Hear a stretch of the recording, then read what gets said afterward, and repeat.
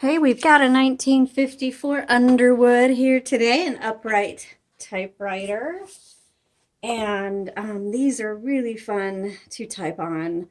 One thing I have learned is those who get Underwoods fall in love with their Underwoods. So this is just one of the bigger ones, and we're going to take a look at it and then do a typing demo.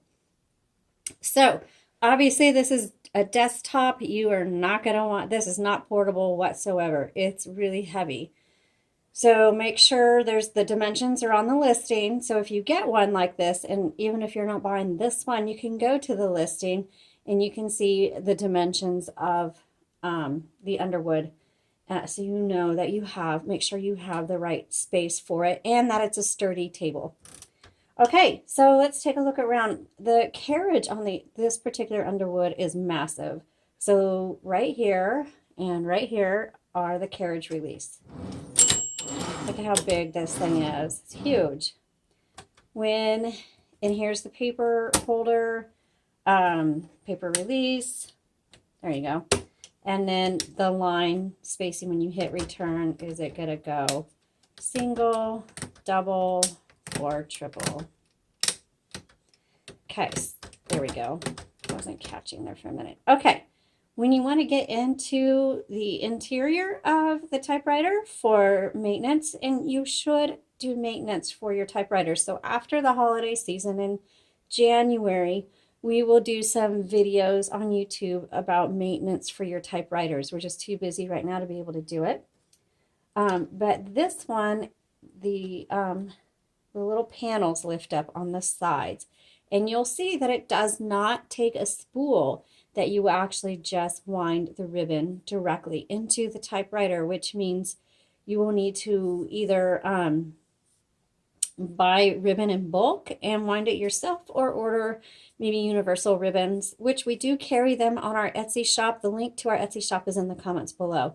You could order a universal ribbon and then just transfer the ribbon from the spool to your typewriter. Please pay attention to how it is threaded through the metal guides there. Black is on top, red is on bottom. Right here is where you can set your margins. Normally it's back here, so it's up here this time. Also, I want to show you that your ribbon reversal, because if you're looking at a typewriter like this, you probably already know that the ribbon's going to last you quite a while. So you just go back and forth until you exhaust the ink on the ribbon. The ribbon reversal is, hopefully you can see this. I don't know if it's going to focus or not because I'm filming by myself. This is your ribbon reversal, and it's pulling in or out. So in, and the only bad thing is you kind of need to use your fingers. And I don't know if there used to be a knob on this or not, but pulling out is one direction and then pushing in is another. If you need to tighten your ribbon, you just turn the knob, okay? So that's how that works. Right here is going to be how this determines how hard you want your type bars to hit the paper, and then your color selector. Let's go ahead and do a typing demo. And then here's your tabs. Okay.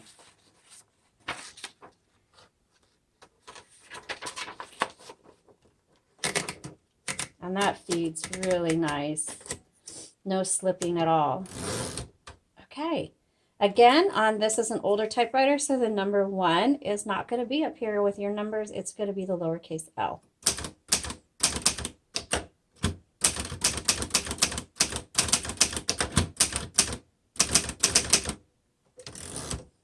This is a smaller font, and so it looks like the single, I don't know if these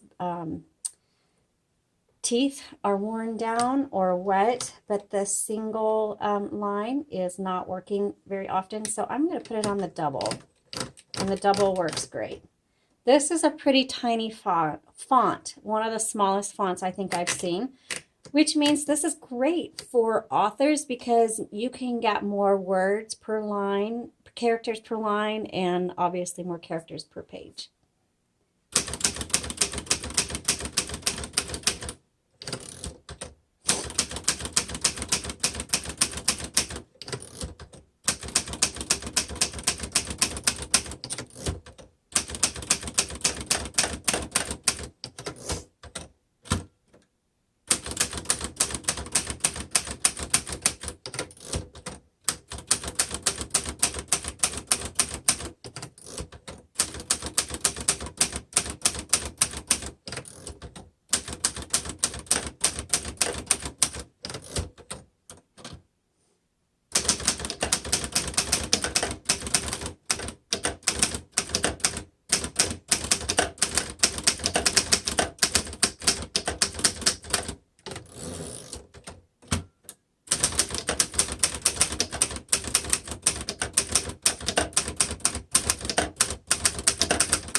Whoop, backspace.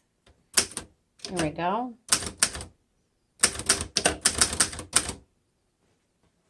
I forgot to test the carriage to see if the bell worked. Oh, that's a nice bell. Let's move the margin in so we can hear it when we're typing.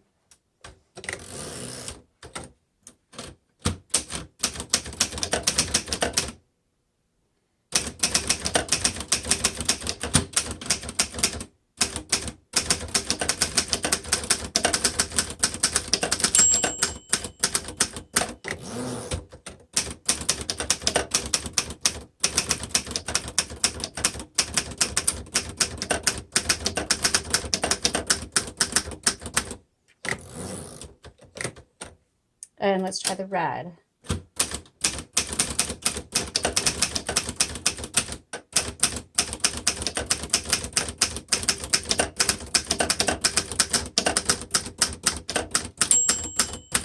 Okay.